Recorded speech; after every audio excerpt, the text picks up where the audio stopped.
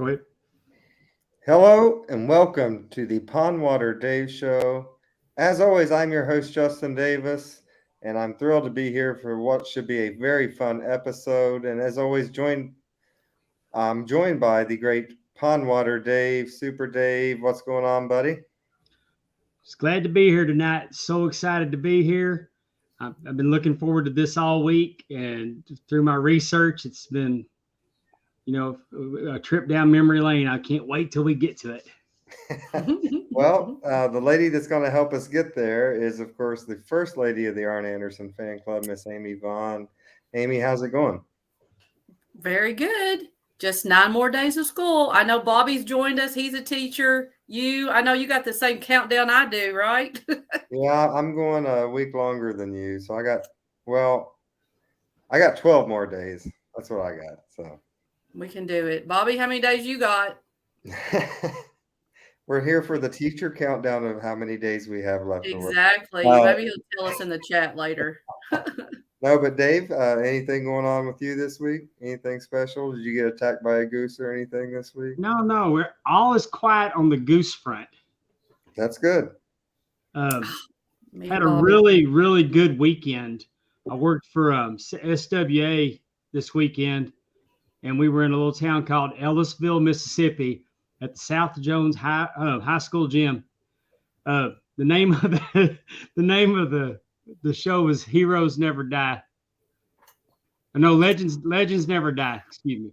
Because Legends Never Die. They had a guy that hadn't wrestled in a couple of years, Monty Warbucks, return. Lucas Frost has had neck surgery. He's been out, and he was there to talk to the crowd. The fun part about this show, though, is that the assistant principal is a wrestler. Monty Warbucks is the coach. He's a wrestler. How cool. Yeah, well, it was really cool. We had 750 in there. 750 for an indie show. And that's great. No television names. All these, and that's not knocking the talent. I'm just saying is they don't have to bring somebody that's on television currently in. Right. And we pulled 750 this weekend. And it's my first time working for them under this ownership. And man, they treated me with so much respect. The whole locker room was there to help each other. It was really uplifting that everybody worked together. Their goal was to entertain. It had kind of an old school feel, much like working for Legacy.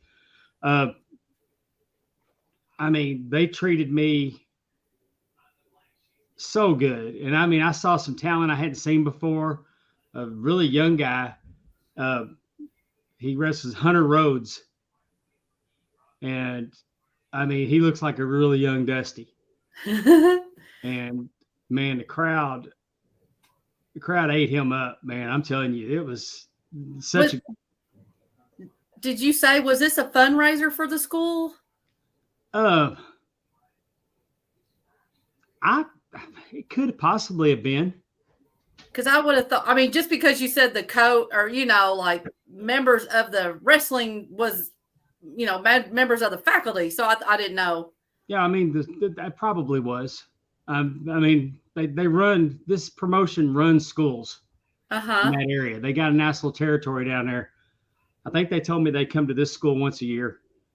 That's cool. But the crowd, they were into it. They bid on everything. And there's a guy named Dalton that wrestled in the main event. That was they took the ropes down. It was a street fight.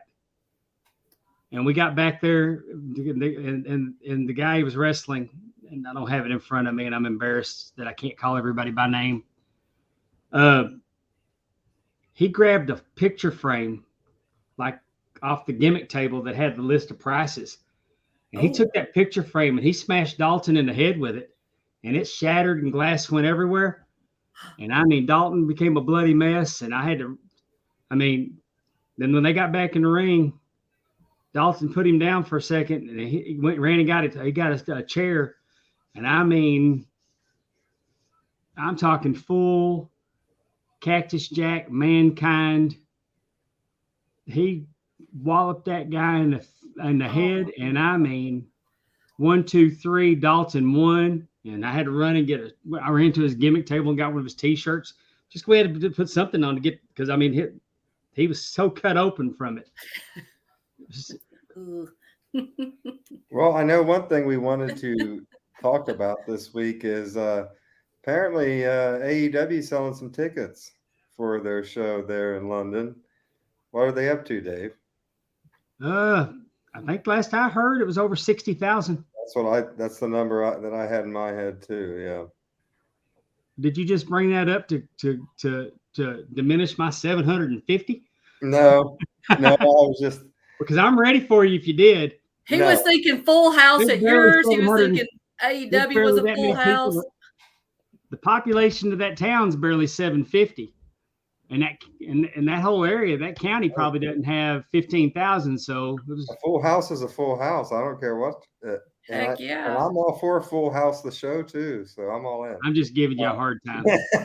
I think as a kid, it would be cool to go see your coach wrestle. Like that might be a show that I'd go attend. And here's the thing too. I was doing a 6-man match. Calvin Rose, Monty Warbucks,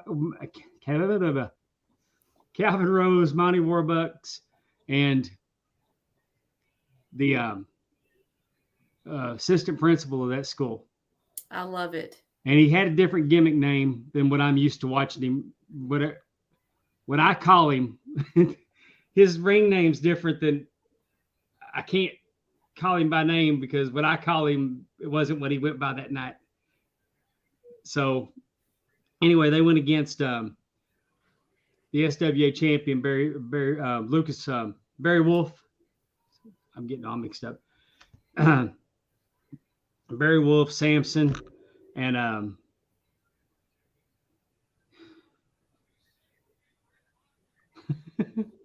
it was a 6-man match. They're all fighting like. At one point, there was a superplex on Barry Wolf, but all the action broke loose. All hell was breaking loose around the ring. So I jumped out of the ring trying to get them separated and back in their corners because it's a tag match.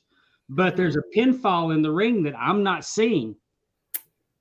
And the football coach ran out of the crowd, slid under, and executed a 3 count. And the champion got pinned. And Monty Warbucks just happens to be the commissioner of SWA, and he allowed it. Oh. And as the official in the ring, hell, I'm going to allow it too. I told him, I said, Coach, if this coaching thing don't work out for you, you got a future, kid. Because I mean, I know a thing or two about running, sliding in, and counting 3. And the kid did it like a champ. He did it like a champ. I posted a picture earlier because Teppy got me going because I'm like, what the hell happened? So it was a good time in Ellisville, Mississippi. That's really cool. And I think that goes back to even what Justin was talking about. Fans want to see wrestling. I mean, they want to be entertained, whether it is, your show, packed house, 750 in the gym, or even AEW in England. I mean, I don't think they've even said what's going to be on the card.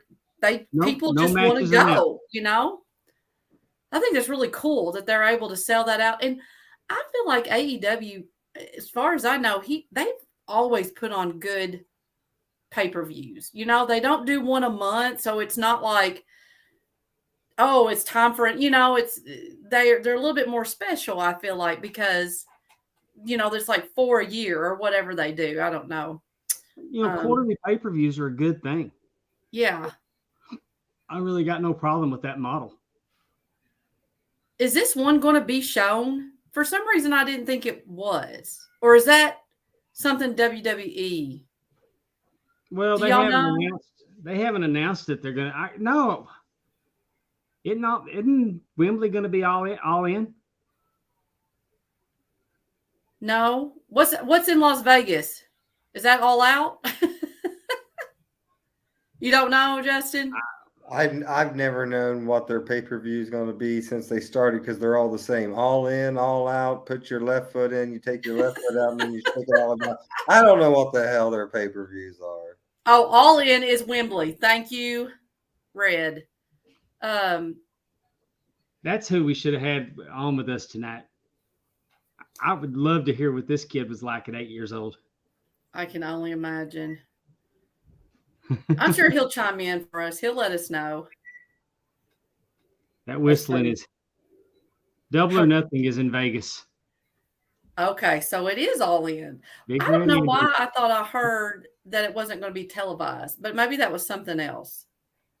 I mean, allow it for us to buy it as a pay-per-view because you got to think, what time would that be? Well, Ricky Starks has always said the Revolution will be televised.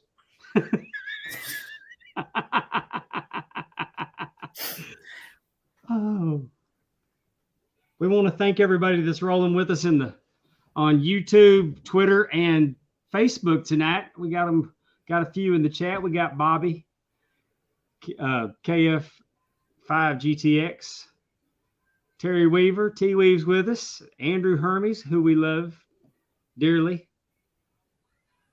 Not that we don't love the rest of them, but Speak for yourself, Pondwater. We got. So there's 6 hours ahead of us. So I'm going to assume Bobby's giving us the information. So thank you, Bobby. So England, wherever it is in London, Edinburgh, wherever, it's 6 hours ahead. So if they had it at 8 o'clock at night or 7 o'clock, that's like 3 a.m, right? 2 or 3 o'clock in the morning. So I bet it's not going to be televised. Yeah, but if they had it like at 7 o'clock their time, we'd have a Saturday afternoon pay-per-view. They're ahead of us. If they had it at 7 o'clock at night, that means we'd have it at 1 o'clock in the afternoon. Yeah, okay, never mind. Sorry. I've done a couple of podcasts in England here. I've had a couple of guest shots and lining up that they stayed up to get me at 4 o'clock in the afternoon. I bet. Or I got up at 8 o'clock in the morning to be on.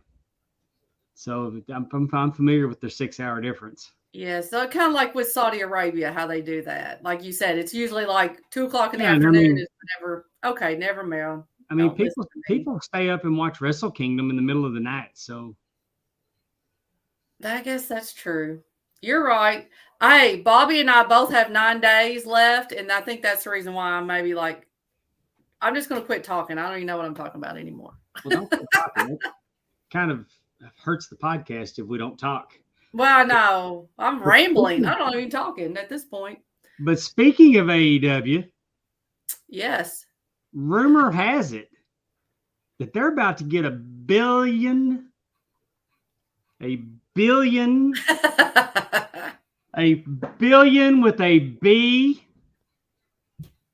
$1 billion streaming contract from Time Warner Discovery. I think wrestling's hot, a hot commodity. Obviously it is.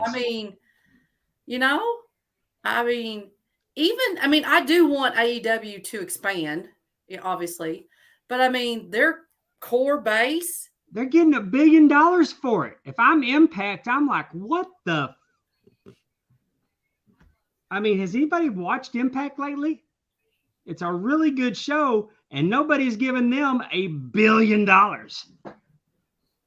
And can you imagine if they go on like a streaming service, like if they're on like whatever they're changing HBO to, is it just going to be called Max? I do not know. I mean, can you imagine the crap that Jericho's going to try to pull when he can be? I mean, he's pretty out there with what little censoring they're doing on TNT. So good for them, though. I mean, I'm not crapping on it. No, I think it's popular and it's content and people watch it. I mean, I have Peacock and the only thing I watch on there is WWE, is wrestling of some sort. So, I mean, and Sean and Aaron will watch different things that are on there. But I mean, I will get the streaming. I mean, because I want to have that ability to watch. So I mean, like I said, I don't know. Did you get drafted, Justin? Like you're in your Reds outfit. I'm glad. I went in the 116th round. Is it finally at that point now? Are you still waiting for your call, or is it you are official on the Reds team? Yeah. Good for you. Thank you. I mean, the Pirates just had a guy that's been in the minor leagues for 13 years or something that got to the big league roster, and I've been in the minors for about 20 now, and I'm in. So, thank you. I appreciate it. You're welcome. I'm very proud of you. Bobby Friend wants to know, do you think MJF will lose the belt in the upcoming Pillars match? No. No. I don't. I think you keep it on MJF as long as you can. He's gold. I really do think that anything he says or does, I mean, he is, for that company, I don't really know of anybody else that I would put in the same category of Mike's skills and like drawing you in and wanting to watch. Hey, Gianni. Andrew Helmies just said the exact answer that went through my head, which was hell no. Yeah. Do you think Bobby Friend, do you think MJF loses or no? Put it in the chat and we'll read it. But I'm going to tell you that I mean, you're calling these guys pillars, but I mean, I don't see there's nobody that's in that match to me that's on MJF's level. I mean, I don't see Jungle Boy as world heavyweight champion. And that's no disrespect to Jungle Boy. He could, I mean, go after Orange Cassidy with that belt. Hey, maybe he could get the new, whatever the name of the channel is going to be, title that they'll come up with. You know what though? I really wish. Oh, Andrew. Damn right, Gianni. Go Star. I'm kind of a little miffed, I guess, with Jungle Boy. He needs to be heel and needs a manager, don't you think? Like he had so much promise, and I think they're a YouTube belt. Come on now, Terry. Put it in reverse, Terry. Exactly. Put that in reverse. But no, I mean, I just don't see, and I darn sure don't see Darby. I mean, let me look at the AEW belt. Does it say heavyweight on it anywhere? So maybe but I mean. Hey, Ben. I think, you know what? I like the idea of Jungle Boy and Orange Cassidy. Like, again, if Jungle Boy, I feel like if he was heel and had a manager, someone who spoke for him, because I feel like maybe that's a little bit more of his problem. I think an Orange Cassidy, Jungle Boy, I think that could be interesting, you know, and I think that they're very evenly matched. Like, I think you could, you know, like you said, it's a second tier. I mean, I think you could see a good rivalry out of that. I do. Well, I think it's very impressive that they sold that many tickets. Definitely. They sold that many tickets, and they haven't announced anybody. Mm-mm. And now at this point, there was the rumor mill, of course, said, is Punk going to be there? Is Goldberg going to be there? I think Punk will be there. But when is it again? When is it? What do you need Goldberg for? If you sold that many tickets, I mean, I think I heard Eric Bischoff say earlier this week is, you know, dance with the ones you got, because you don't need to bring in and make what you have seem less than, because you've sold these tickets. Yeah. I mean, apparently they have an appetite for it. Now, the other side of the coin is they're giving us a chance and we want them back next year. So maybe we need to give them value. But but like I said earlier, I think AEW has always done, like they have always made their pay-per-views very special, whether it be people have new gear on, the entrances are different, again, and that probably is because they're only 4 times a year, 5 if you count for Forbidden Door or whatever. And I feel like they make it special. They make it big time. And so I think that that's definitely, like you said, the look of it is appealing. So hopefully, you know, hopefully that they will come back, make it a yearly thing if they want to. And hopefully the appetite is there. It has to be hard. I don't know how that would be. I mean, think about your Stars and think about your Reds. If they were in Canada or in England and you got one chance a year to see them, like you'd want to be there. So I think that that's interesting, especially with the streaming, with the Time Warner thing, will that make them more available to be seen elsewhere and to where maybe they could, do a week tour or whatever. And should be interesting. And the numbers, everybody likes to kick AEW for their dwindling numbers of viewers. But I think with the way that they're consumed, I don't think that the ratings, what they're showing, I don't think those are accurate viewership numbers. I mean, right now there's 3 of us in here. Right. Just glancing at the crowd, there's 1, 2, 3, 4, 5, 6 different people in the chat. So let's just call it 7, and there's 10. So there's 10 people here that are doing something else right now than watching AEW. But I think it's fair to say that probably at least 8 out of the 10 are going to watch AEW when this is over. Right. Mine's on in the other room. I'm one of the 2 that won't. I can't stand to watch it live because I won't be able to fast forward. Right. I want to watch everything. I'll fast forward and watch what I want to watch. I mean, I'm only there for FTR and Jared at this point. Hey, that's at the beginning, just FYI. So I don't mean to switch the subject, but I'm going to. I did watch something wrestling this weekend, and that was the whole Puerto Rican extravaganza, and I thought that was fantastic. Oh my God, yes. Backlash was, yes, Justin, you are correct. I mean, I love the run-ins from Carlito and Savio Vega, and just the whole show was set up perfect. I thought the crowd was as hot as I've seen a crowd since, the whole Canadian Stampede thing. Sorry, that was me. That's all right.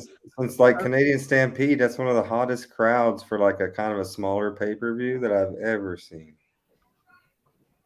Well, I haven't seen the actual show. Sunday I turned the show on, and I woke up just as Cody was leaving the ring. So I had a really nice nap during it. And I'm not saying it was because I was uninterested and couldn't stay awake for it. I'm saying I got home at 1:30 in the morning Saturday, and then I was at church Sunday morning, and I needed a nap. Because as y'all are going to find out about me when we start talking about our pop culture stuff in a little bit, that I am an elderly. You're elderly. But back to what I was saying, my point about the ratings, obviously, the ratings and how many people are watching AEW obviously is not a big deal, because with those kind of numbers, they're still going to get $1 billion over 5 years. And if you do the math, that's what, $200 million a year? Yeah. So there's Ed. There he is. I think too. No, Ed, we did not miss trivia. We've been waiting for you to get here for it. Tighten up, brother. We've just been shooting the stuff here, Ed, but we are getting ready to get to trivia. Are we ready for it, or is there anything else we need to go? Did you have anything else about Puerto Rico? No, I mean, I loved the Cody match with Brock Lesnar. I thought that was great. Just the whole show, I really didn't have a lot to complain about, top to bottom. I thought the show was fantastic. So I think it was Bobby that said it was a very Triple H book show, but I thought he put his pops in the right spot in the show, and the show felt like it flowed. I liked the pacing of the show. So it was anytime you have a crowd like they had, it just makes the show that much better because it makes you enjoy it more when you know that the crowd is enjoying it so much. Oh my gosh. And I think props to Bad Bunny. That That was a entrance, his huge pop. entrance. Yeah. Oh my God. Andrew. Oh. Speaking of, you know what else will give you? You know what else will give you an erection? Bluetooth. No. Oh. That too. But Ric Flair's new product. Oh, there it is. It's called. Are y'all ready for this? Are y'all ready for this? No. It's called Thick Flair. THIC. Thick Flair. And that's with 2 C's. Spelling thick like Rick. Andrew Hermes knows a little bit, I think, about having some boys over that are thick with 2 C's, but that's a whole nother issue. So I'm telling you, when I heard this, I'm thinking this is going to be the greatest. I mean, I mean, you couldn't call his dick pills Ric Flair drip like his marijuana, but because you don't want the Ric Flair drip when you're talking about your willy, but Ric Flair is. I know Ric Flair drip will make you go woo on a bitch. Yeah. Gosh. Apparently, this will too. So where is this product sold? Dave, there's the new song. I just saw a tweet about it earlier today. Oh, okay. That's the new song. Ric Flair thick make you go woo on a bitch. Well, I don't need it, but just in case one of these days I do, I'm glad to know it's there. I like how you're so quick. I don't need it. Well, let's get into our trivia because I'm actually really excited about this. I know Eddie Prather's salivating over there. One more thing. Do y'all know what the active? I'm sure the active ingredient for Thick Flair is the same as Viagra, Cialis, Blue Chew. There's one main ingredient. Yeah. It's called coxiflavin. Yep. Where can I get that? I just want that.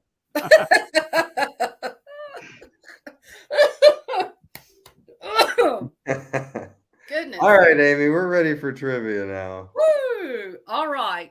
So Eddie doesn't know the subject, and I'm glad that he doesn't because really neither do me and Dave really per se. So here we go.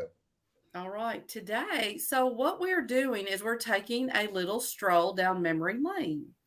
And because we wanted to talk last week, we kind of talked a little bit about things that we remember.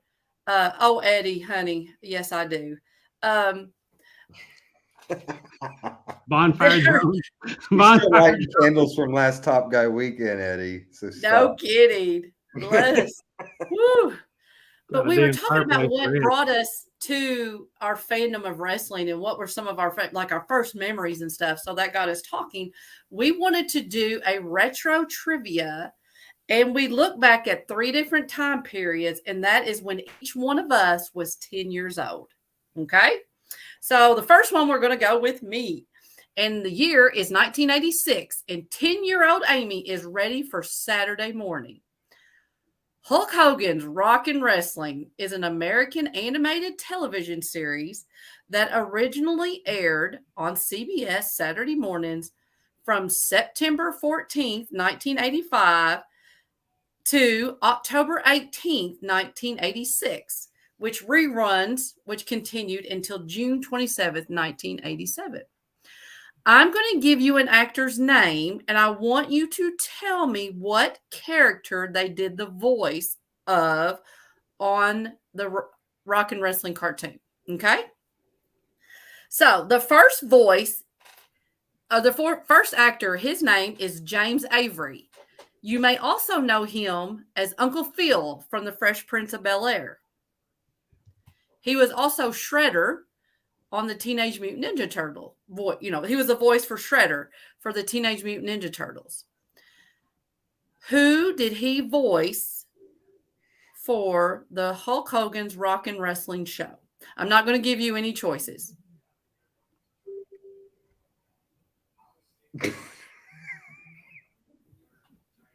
Pondwater, since you are the honor, the show is named after you. Why don't you try first? I'm gonna go with Ed's guess of JYD. Justin? Because the next episode of Hulk Hogan's Rockin' Wrestling that I watch will be the first one. Oh, I'm going. Well, you were probably what, 20 when that came out? 1984 or 1986? I was 20. Okay, you get a pass. JD? I'm gonna say the Iron Sheik, baby. I always positive. Hey, but don't get it twisted. I'm 57 and I will still watch cartoons. Well, no, I didn't mean that. I was just wasn't saying. too good for it at 20 years old. I wasn't probably, watching live action Hogan in 1986, so I wasn't gonna watch his cartoon either. Well, and I'm sure when you were 20, were you married yet? Were you starting your family yet? Yeah. Okay, so you were busy. I totally understand. But Yeah, you should have gone with Eddie because it was the Junkyard Dog. Uncle Phil from the Fresh Prince of Bel-Air, I'll spit it out, was JYD. So the second one, this person's name is Louis Arquette. He is a famous actor and voice star, and he is the father of the former WCW heavyweight champion, David Arquette. Do you know what voice he was of on the Hulk Hogan's Rockin' Wrestling? Louis Arquette. David Arquette's dad. Piper? I'll go with Piper too. He was actually the voice of Jimmy Snuka. Huh? When I think of the Arquettes out in California, I think of Jimmy Snuka. Yep. All right. So the last one is Brad Garrett from Everyone Loves Raymond and a multitude of Disney films like A Bug's Life, Finding Nemo. And Ratatouille. He was the voice of who on the Hulk Hogan's Rockin' Wrestling? He was Hulk Hogan. I'm trying to think. If Brooklyn Brawler was on there, that would be my guess, but I don't think he was on the show. So I'm going to go with Dave and say Hulk Hogan too. He was Hulk Hogan. And I love that. Brad Garrett is immensely talented. Yes. And when I went over this, I didn't know, when you're little, I haven't seen the Hulk Hogan's Rockin' Wrestling since I was a child. And I never, now knowing who Brad Garrett is and all the different things he's done, it's like, that's so cool. I think so. Anyway. I'm going to tell you, it's fun to go back and watch when these old cartoons go off and read the credits of the voice actors that did cartoons back. I mean, everybody knows Casey Kasem did them, but Phil Hartman. Yes. Phil Hartman was all over the place. Ted Knight. As we're talking about our 10-year-old selves or whatever, Phil Hartman was my dude on Saturday Night Live in the early 90s growing up. I loved him so much, and I was seriously tore up when he died. It was terrible for me. I was like, that was my favorite comedian. After John Candy died, who was already my favorite comedian, then he died, then Phil Hartman died. I'm like, I'm done picking. If he'd had access to Thick Flair, he could have avoided that tragedy. That's true. I don't know. She was a little wild. That's what I say. I don't know. All right. Which of these this is multiple choice. Which of these characters, and that's plural, so maybe more than one, were not part of the Hulk Hogan's Rockin' Wrestling show? Was it Paul Orndorff, Tito Santana, King Kong Bundy, or George the Animal Steele? Which of these characters were not part of the show? Orndorff, Santana, King Kong Bundy, or George the Animal Steele? I'm going to guess it was Bundy. I'm going to say, who was the second person? Tito Santana. God. I feel like Tito was on there. I'm 100% guessing. I think King Kong Bundy is my guess as well. All right. Out of these four, the only one that was actually part of the show was Tito Santana. So there was no. Tito was on. Right. You were right. You did know that. There was no Paul Orndorff, King Kong Bundy, and Georgie Animal Steel were not part of the roster. So the roster was Hulk Hogan was the leader of the Faces. Macho Man. And Macho Man was on there, right? No, Macho Man was not on there. Probably was. It was Junkyard Dog, Captain Lou Albano, Andre the Giant, Wendy Richter, Jimmy Superfly, Hillbilly Jim, and Tito Santana. Those were the Faces. And then Roddy Piper was the leader of the Heels. And that was the Iron Sheik, Nikolai Volkov, the Fabulous Moolah, Big John Studd, Mr. Fuji. And the Brain and Mean Gene Okerlund made appearances. I feel like the Iron Sheik was one of the main heels on there. I feel like if the Iron Sheik would have been allowed to do his own voice, they'd have got canceled quick. That would have been great. Kidding. I humble you. I think, and you know what else I did. when I was looking at these, coke with Mighty Mouse. But when I was looking at the different episodes, like seriously, they give like a little blurb about what they're about, and it's like one of them was Andre the Giant's mother was coming into town, and she didn't want her to know he was a wrestler, so he pretended to be a chef. So I just can't even imagine what this show was like. I can't wait to go back. Does it surprise anybody that it just seemed like it would be a Vince McMahon thing to make the talent actually do their voices on the cartoons? Well, and I think that was just the biggest part was they didn't have time. Their travel schedule. There was no time to go record. Jesus, pal, I need him on the road. Exactly. And I'm sitting there wondering, did I even know that wasn't their real voice? You know what I mean? Like, again, thinking back as a child, like, did I even know that really wasn't their voice, that they didn't do their own voices? If you're doing the Hogan voice, you just got to figure out how to say brother in his voice, and then you're fine. Well, I think Brad Garrett must have done it, because like I said, I don't even remember. All right, next question. When Amy was celebrating her 10-year, start again, sorry. When Amy was celebrating. In the third person there, Deion Sanders. When Deion was catching all those passes back in the day. When I was celebrating my 10th birthday in Kentucky, what female superstar was being born in Mexico? Is it Thunder Rosa, Melina, Eve Torres, or Raquel Gonzalez? So when I was having my 10th birthday, a female wrestling superstar was being born in Mexico. I'm just going to go ahead and say I have no idea, and I barely know who any of those people are. So I'm going to say Raquel because I like that name. Gotcha. Hi, Jared. I'm going to say Rosa. I share a birthday with Thunder Rosa. Woohoo! Very good, very good. Mara.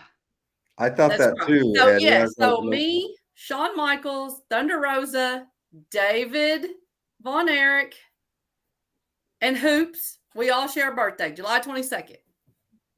Mike Hoop? Yep. Oh, Lord. And Mike and I think we're the exact same age too, so we have to look in to see who was born at what time to see who's oldest of us. So. Yeah. I have a friend from high school that me and him were born on the same day and in the same hospital. And we were best friends all of our lives. Oh, that's so cool. Aaron goes to school with a girl who was born, like her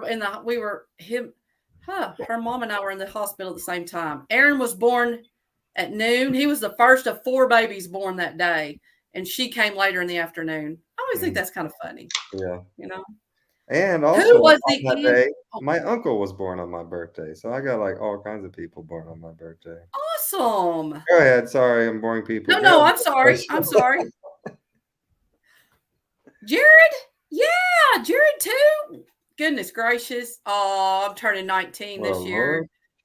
Johnny, I've got a 21-year-old daughter. All right. Who was the NWA heavyweight champion on Amy's birthday, July 22nd, 1986? Was it Dusty Rhodes, Ric Flair, I'm saying Dusty Rhodes, Ron Garvin, or Ricky Steamboat? You were born while Dusty was champ. That's what I think too. Incorrect. Mm. Let me tell you why. Hold on. Give us the other three first and let us repick. Well, you know who the other one is. You don't have to know that. That's true. In 1986, it was Richard Flair. Okay, so what happened, and you had to listen to the question because I said on my birthday. So Ric Flair was the NWA champion on July 22nd, 1986. He lost the belt to Dusty Rhodes on July 26th, 1986 at the Great American Bash. So technically on my birthday, he was still the champion. Yeah, I knew I was close with my Dusty pick. We weren't too far off. No, you were not too far off at all. Your birthday's close to Conrad's, and I know Conrad had told us that Dusty was champion when he was born. So that's why I thought Ric Flair seemed obvious, and trying to do the dates in my head, I couldn't do them, and so I just thought that the Dusty, because you're crafty with this trivia. She is. I do try. She likes to trick us. I try. Well, it would be no fun if it was just, pick an NWA champion. No, which, and have our three names and Ric Flair. No, that wouldn't be no fun. All right, now but I don't ever get a treat. That's my problem. Wait a minute. T-Weave just pointed something out. Conrad was born in Dusty when Dusty was champ earlier in the 80s. Yeah, that wasn't 86 because but he still had Conrad was born before me. He hit a small window with that anyway. Yeah. I was born in 85. Conrad's younger than me. Conrad's older than I am, So now we're going to take a little trip back a little bit further to 1976 with a 10-year-old Pondwater. Dave is a big wrestling and cartoon TV fan. Okay. Uh-huh. So the following questions are about wrestling and entertainment from the year 1976. All right. Screwed. Who was the NWA heavyweight champion in 1976? Harley Race. That's my guess. Okay, well, he is up here. Is it Jack Briscoe, Terry Funk, Harley Race, or Dusty Rhodes? Who was the NWA heavyweight champion in 1976? Now I want to say Jack Briscoe. Now that I heard Jack Briscoe, I want to say Jack Briscoe. Well, it was actually Terry Funk. Terry Funk, yep. But Terry Funk beat Jack Briscoe on December 10th, 1975 in Miami Beach, Florida. He reigned for 424 days. So he was the champion the whole entire year of 1976 until he was defeated by Harley Race. Okay. I got distracted. We did too. He came in hot with his first one tonight. Adam DeMoy has joined us once again. I actually like this one. He says, Dave, after you counted the 1, 2, 3 at Flair's last match, did you whisper into Flair's ear and say, "Can I have your purple underwear?" You want to answer that, Dave? No. Okay. I trolled him this week. He posted on Facebook that Babylon 5 was coming back, or they were doing a movie or some such, and I just commented it was greater value Star Trek. Oh, Lord. And it was just 100% troll comment. All right. So what's our question again, or did we already answer it? You already answered it. I was just telling you that Terry Funk actually reigned for 424 days until he was defeated by Harley Race, February 6, 1977 in Toronto, Ontario, Canada. So Terry Funk was the whole entire 1976. He was the champion. Yeah. let me put a disclaimer on 1976 and me being a wrestling fan. I had discovered Saturday Night Live and quit watching wrestling at that point. Like in 74, when Saturday Night Live started, I really liked comedy. Yeah. And there was a guy on Saturday Night Live saying, "Jane, you ignorant slut." And that really appealed to me.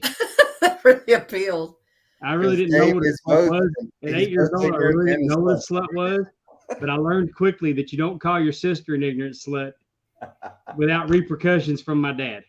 Oh my gosh. That would have been Dan Aykroyd, right? Yeah. That's who did it. But what I'm saying is that my fandom had gone away from my attention had gone away from wrestling at that point into Saturday Night Live, and until my brother got me back in at 82. Mm-hmm. So those, but I've read shit. Let's power through. Well, but you know what? And I think it's important to just mention, like you said, Saturday Night Live was absolute epic when it debuted. The things that they were doing, comedy sketch. Now they were doing things that were out in like live shows, like Second City and different things like that. But a lot of people come from the Comedy Store and out in California. Yes. Comedy Store, Second City out of Chicago. And then Second City television all the time. There's a great documentary on HBO about the Comedy Store. If you haven't seen it, you should check that out. It's amazing. Oh, cool. That sounds really good. It's done. It's interviews with a lot of the old comics and famous comics that were there, Jay Leno and Dave Letterman and just from the big names to the smaller names and everyone in between. It's fantastic. Check it out. I think that sketch comedy, and again, think about all the different things that we know or say or do or have come from Saturday Night Live. So, I mean, I can definitely see that appeal, Saturday Night Live was a huge influence for me, just like it was Dave growing up. When Dave was growing up was the beginning of it. When I was growing up was like it had died and it sucked in the late 80s and no one liked it after Eddie Murphy left and all that stuff. And then now when I was growing up, I'm getting the David Spade and Chris Farley and Adam Sandler and Phil Hartman. And I'm like, look at damn, Billy this is good, Billy Crystal. Which one do you think was better? The beginning? I mean, it's all. I mean, he's gonna say his. I'm gonna say mine, just because it's all what you grew up in. I think. I think you can take from. I mean, it's kind of a la carte. There was good things about the early days. Right. Eddie Murphy stuff was gold. But Norm Macdonald hosted an update. Oh, he was wonderful. He and was. You cool. had Mike Myers and Dana Carvey and Dennis Miller and I mean, you had all. Somebody that I love from there that's underrated and I think underappreciated comic, and I only just say this because I saw him do a bit on the Jimmy Fallon show a couple months ago, and I hadn't seen him for years, and it was John Lovitz. And John Lovitz put on the, George Santos, the representative. Oh God! He put on the suit with the sweater and the tie, and he come up and he just told stories the whole time, to Jimmy Fallon about how he was in Vietnam and blah blah. Just lied the whole time, and that was his gimmick on Saturday Night Live, the liar, like how he just lied. So it was like he was the perfect guy to put into the George Santos character. It's fantastic. But like you said, that is yes. I mean, I think if anybody out there or whatever, like I said, the comedy skits from those eras, I mean, you just can't. They were some. Well, you think about how many movies came from characters from Saturday Night Live too. Oh, I mean, it's just really. I mean, the Blues Brothers. That was, you know what I mean? Like that was a incarnation. Was John Lovitz It's Pat? Was that Dave? Remember It's Pat? No. That was who was that? I know. What is her name? I can see her just clear as a bell. What was her name? I remember that. That was one of the first movies that kind of spun off. I mean, kind of there in the early 90s. It's Pat. Yeah. Yeah. But All I right, mean, well, what's our next question? We can go on. We need to have a oh, whole that's true. episode on Yeah, Saturday Night we Live. could do a whole nother show about the greatness of Saturday Night Live. That's very true. Okay. So, what was the number one top rated primetime TV series in the 1976-1977 season per the Nielsen ratings? Was it MASH, Laverne and Shirley, Happy Days, or The $6 Million Man? I'm What going was to say Happy Days.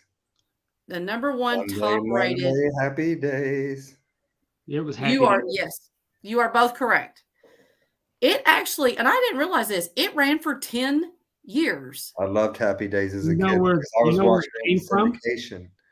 Go ahead, Dave. It was a spinoff from a sketch comedy show. There was a show called Love American Style, and they would do maybe 3 little shows in their 30-minute show. And Happy Days was a sketch in Love American Style that they spun off into Happy Days. So what was the sketch about? Like Happy Days? Like, was it Richie Cunningham or just 50s Teenage Life? Like the same thing? Thank you, Eddie. Or Jared, Julia Sweeney. Yes, that's who Pat was. Yes, Julia Sweeney. Thank you, Jared. That's right. So just to answer your all's questions, Happy Days was number 1. Laverne and Shirley was number 2. Yep. MASH was number 4. And The $6 Million Man was 7th. I feel like MASH was just getting started. Like it was still kind of on the come up, I think, in 76. So that's why it was probably 3rd or 4th. Yeah. But like you said, it still had some time. So when I was growing up in the late 80s and early 90s, like 87 to 92, like on Saturdays or whatever, when TV like Fox or just playing like syndicated shows in the Happy Days was my favorite show. Like I loved Happy Days as a kid. That was like my crap growing up. Like loved that was a good show. You couldn't find if you had a Fonzie t-shirt, you were lucky because they were so hard to find. They'd sell out as soon as they put them out. And it was just Fonzie on the front of it with his thumbs out going, hey, and it said, hey. And so, the funny thing is, how it's always referred to as when Happy Days became a crappy show was when Fonzie jumped the shark. And we all say when something goes bad, it's called jump the shark. Yes. But you know where that phrase comes from? A guy that works for Howard Stern wrote a book back in the early 2000s about when shows jumped the shark. And each chapter was about when each show kind of jumped the shark or whatever. Hit him with the hind. That's where hit him with the hind, John Hine. That's right. He came up with that whole. He made so much money off of that website. You know what? What's really interesting about that episode, Jumping the Shark? I mean, because I was reading a little bit about that, is they still went on for like 4, 5 more seasons. So usually when something jumps the shark, it's dead in the water too, So it was just, that's an interesting. It was just such a solid show that people held on, but then each season it lost because once that whole shark thing was like, listen, we love Fonzie. This bro, he's from the streets of freaking the Bronx or wherever. And didn't he still have his jacket on? He ain't jumping no shark. He don't even know how to ski. Hey, let me get out here in the Hudson River and do a little skiing. Oh, I don't know why he just turned into Clay. Andrew Dice Clay. The leather jacket wasn't immediate. In the early episodes, they wouldn't let him wear the ABC censors wouldn't let him wear a leather jacket. So he wore a windbreaker. Isn't that hilarious? Really light colored windbreaker. Yeah. But isn't that, look at what is allowed on TV now. And you think about 30, 40 years ago, they were censoring a leather jacket because of the potential connotation of whatever. But didn't he have his leather jacket on when he jumped the shark? Yes. I thought so. I thought so. His leather jacket's in the Smithsonian Institute. As it should be. And but again, isn't that funny how that episode, Jumping the Shark, like you said, it's kind of taken on its own life. But all right. Back in the day, married couples could not sleep in the same bed on television. Oh, I know. They'd be in separate beds, and that's why Lucy and Ricky got a divorce because one night Ricky said, Lucy, would you come over here and give me a little? And Lucy got out of her bed to go to Ricky's bed, and she stubbed her toe. And she's like, ow! And Ricky goes, oh, baby, are you okay? And she said, I'll be all right. Well, then after he got through doing what he needed to do, and she was heading back over to her bed, she stubbed her toe again. And this time Ricky goes, clumsy bitch.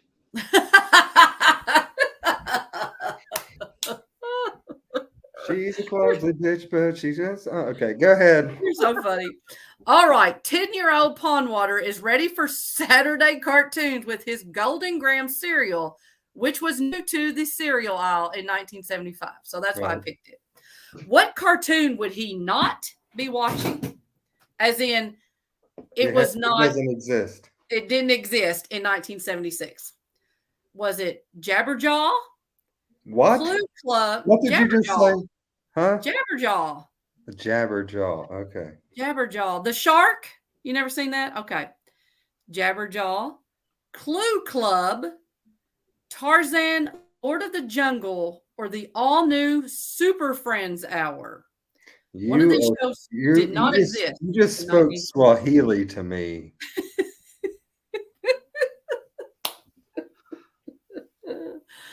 Pondwater. What was that second one you said? Clue Club. I would see what Eddie Prather says in the chat, but in 1974 he was 30, so he wasn't watching cartoons. He wasn't watching cartoons. I'm gonna say it's Clue Club. I remember Jabberjaw. My little brother liked Jabberjaw, but he was 8 years younger than me, so how could you not like Jabberjaw, right? It was actually the all-new Super Friends Hour, because that did not debut until September 10th, 1977. And it ran for 1 year. You hush. Now you tell me. Now you've got to know the Wonder Twins, right? I don't. Now I think I've seen some stuff on Pornhub called the Wonder Twins, but I don't think I've ever watched any cartoons about it. Okay. Well, the Wonder Twins. Yes. Wonder Twin powers activate. Yes, the twins were Zane and Jaina, and Jaina could turn into any animal, and Zane could become water in any state. So yes, they would say Wonder Twins activate, and Jaina would say size of whatever. A giraffe. Yes, and then Zane just got her wet. Zane would say whatever else. See, I did watch this. You said who got wet, Pondwater? I did watch this. And then they were assisted by their pet monkey, Gleek. Gleek. You're funny. I gleeked on people in high school. Oh, Jesus. Is that what you said, Gleek? That's the pet monkey. Pet the monkey, Gleek. But yes, if anybody, I remember seeing the one. I remember watching this. It was Superman, Batman, Robin, Wonder Woman, Aquaman, and then the twins that were from outer space or something like that. I'm not allowing Cyrus. I was going to fail miserably at this because I was born in 85 and 1974 was a long way in front of that. So I'm glad you had a Happy Days question though. Thank you for that. Hey, look. Terry's not going to allow his son. They replaced Wendy, Marvin, and Wonder Dog. Look, Terry's not going to let his son back in the room for us anymore. He left. Oh. Okay, I'm sorry. Sorry about that, Terry. Number 8, and then we're on to number 8. On June 26, 1976, what fight was billed the War of the Worlds, which took place between a wrestler and a boxer in Tokyo, Japan? The fight was determined to be a draw and was refereed by the one and only Gene LaBelle. I didn't give y'all choices because I thought it was obvious. No?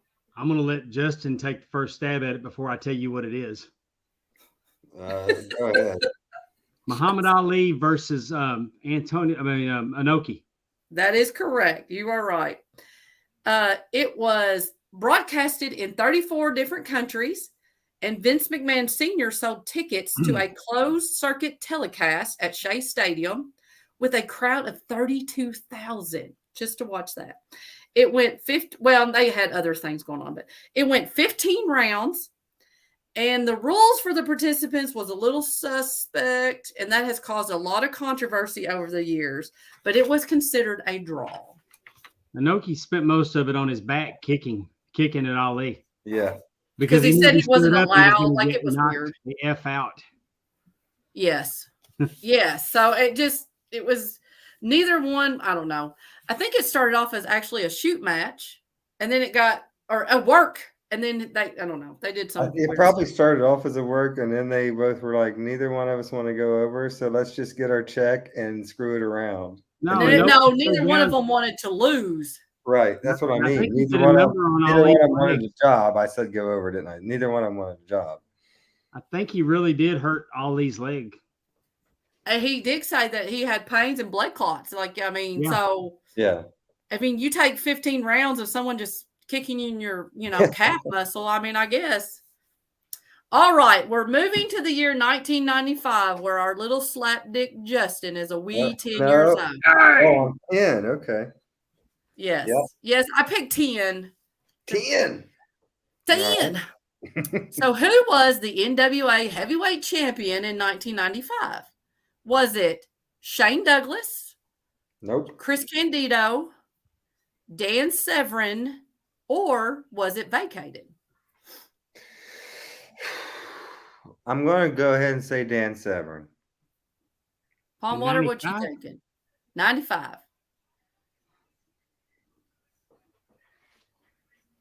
Who were the other choices besides Severn?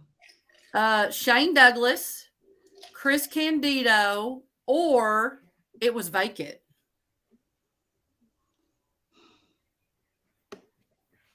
I'm going to say it was vacant in 95.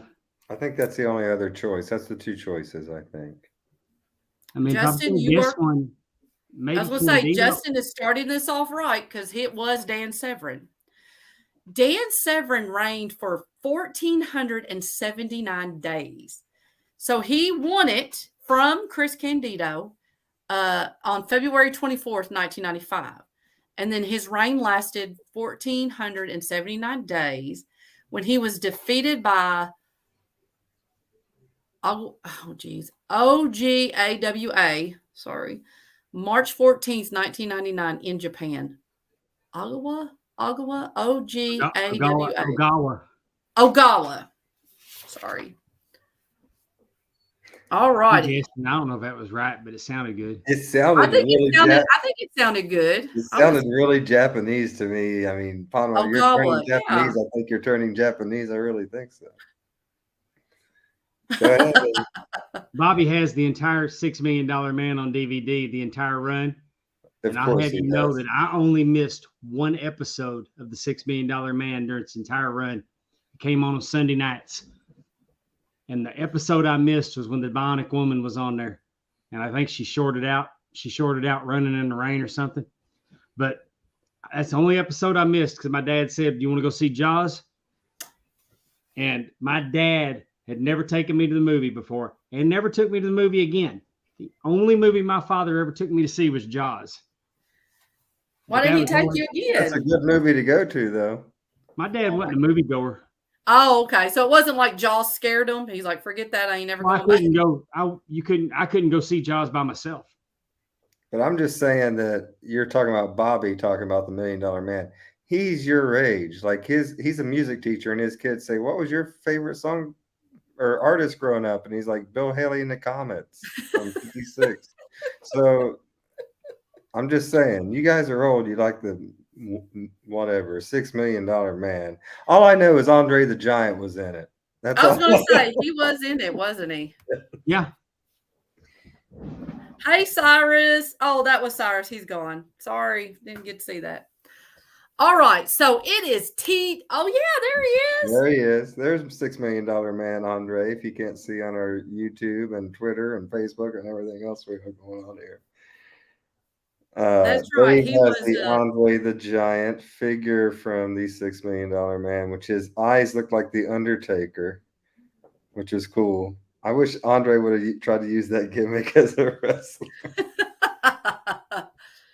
Oh. All right. It is TGIF. What show is little Justin not watching on Friday night in 1995? Oh, I know this. Okay. This was my this is your question. This my ass, as the great Gwen Stefani once said. I got this. Like I said, these are your questions right here. Yeah. Watch me get Was it Sabrina the Good Witch? Hell no. Family Matters? Step by Step? Yes. Or Sister Sister? Yeah, Sabrina, get out. You are so right, Justin. You are right. Sabrina the Good Witch. Don't test me on my TGIF, man. I was there for that. Was it Sabrina the Good Witch or Sabrina the Teenage Witch? The Teenage Witch. Oh, I'm sorry, Sabrina. I guess it don't Sabrina matter. I know she ain't in my TGIF schedule. That's Melissa Joan Hart. She didn't. That show did not start till 1996. That's right. And TGIF was dead by then. And also, Justin, you could have also been watching episodes of Hanging with Mr. Cooper or Boy Meets World in 1995. I was in for Boy Meets World. Hanging with Mr. Cooper was okay, but it kind of sucked. Did it? TGIF was great in the early 90s when you had like Family Matters and Full House and Step by Step. And I think even remember in the late 80s, early like 1990, the dinosaurs were on there. Yeah. Did you ever watch Perfect Strangers? Yes, I love that. That was one of them too. It ended up like you said. Dinosaurs was incredible. Yeah. You had the baby hitting him with the pan. Not the mama, not the mama, not the I bought Sarah, my oldest daughter. I bought her one of those baby Sinclairs. And when you could pull the string and it go, not the mama, not the mama. I'm the baby. Gotta love me. Yeah, I agree with Bobby. Bauke Bartakamus or whatever was he was the best. That was a good show. I get you that. I like the episode of Dinosaurs when they showed where sexual harassment came from. Oh, even dinosaurs got sexually. But no, there was a guy that worked with him. There was a guy that worked. I mean, a dinosaur that worked with Sinclair, and his name was Al Harris. And they were doing the whole thing, and they were talking about what Al sexual harassment. So what sexual harassment? Sexual harassment. And that's how they come up with sexual harassment. Was the show called The Dinosaurs? I mean, Dinosaurs. Was it? Yeah, I think it was, wasn't it? Yeah, it was called Dinosaurs. I was real young. It was still, like I said, it was like 89. I was like 4. But it had the most screwed up finale. The finale was screwed up so bad. What was it? I didn't watch it. What was the asteroid hit. Oh no. That's the end of the story. They killed him. That's interesting. That's a hell of a way to go out. I like that. No kidding. Go out in a blaze of glory. I mean, well, I mean, they're staying true, I guess, to what really happened. But Gianni Martella gave us the rundown. It was Full House, Family Matters, Step by Step, Boy Meets World, Hanging with Mr. Cooper. Yeah, that was my thing. I was into Full House. I was into Family Matters is my favorite. And I liked Step by Step too, and I liked Boy Meets World. Yeah. All right. That's enough TGIF. Thank God we're done with that topic. So 10-year-old Justin is ready for Saturday cartoons with his Reese Puff cereal, which was new to the cereal aisle in 1995. I had no idea that cereal was that old. I wasn't eating it then. I grew up in Southern Ohio, so we're usually 10 years behind, like with clothes. So we probably didn't get that cereal until 2005. Hey, Justin, remember where I'm from Kentucky, so I'm right there with you on that. So okay, so you're eating cereal. You're ready for your cartoon. Probably eating some Apple Jacks or Fruity Pebbles, but go ahead. Okay. Well, you might have tried them because they were new and decided you didn't like them. But So, along with Teenage Mutant Ninja Turtles, Power Rangers, Garfield and Friends, and Pinky the Brain, I loved all those. Justin had the opportunity to watch what syndicated wrestling show? Okay. Were you able to watch in 1995 All Star Wrestling, WWF Wrestling Challenge, WWF Main Event, or WWF Primetime Wrestling? What was something you were able to watch in 1995 along with your cartoons, if you wanted to? I don't know. Because in 1995, I mean, honestly, I was 10. I wasn't watching a ton of Saturday morning cartoons. I'm going to say Challenge. Dave, what you think? I think it was Challenge too. Now, Primetime was on, but Primetime was a Tuesday night show. That's what I thought. So it wouldn't have been a Saturday morning show. I think Wrestling Challenge was their syndicated. You both are correct. So Wrestling Challenge was a syndicated show that aired from 1986 to 1995. Yes. Yeah. It featured matches, memorized the weeklies. There are some episodes on Peacock. The WWF Superstars of Wrestling was also a syndicated show, and it ran from 1986 to 1996, but then it moved to the U.S. network, and then it moved to TNN. So it stopped being syndicated. Yeah. So they had kind of both of those going. Who was the WWF? This is the last question. Who was the WWF heavyweight champion during the Christmas season of 1995, allowing Justin to ask Santa for their action figure to be under his tree? That would be the best there is, the best there was, and the best there ever will be. That is correct. That would be Bret Hart. He won the heavyweight belt for the third time at the Survivor Series, November 19th, 1995, defeating Diesel. So you were able to ask for his action figure under your tree. So that's there right. Is your retro Thank trivia. You. That was fantastic. That was awesome. Hashtag softball. I like it. And I just want to mention one. Okay, so Bobby has listed in our comments several shows. And I will tell you, I was a Dukes of Hazzard fan, like to the point where me and my sister wanted to get out of the car through the window. Amy was she was an extra in that show. She was living down there at the time. At Hazzard. I'm walking in really. I'm at the picnic, like Boss Hogg and his wife always went on picnics, you know. Yeah. I love that show. I love the A-Team. I don't know where it went. Bobby, Dukes you listed some great shows. Dukes of Hazzard was on Friday night, wasn't it? Oh, it seems like I remember going to the skating rink and I couldn't watch the whole episode. I could see that being a big, you know.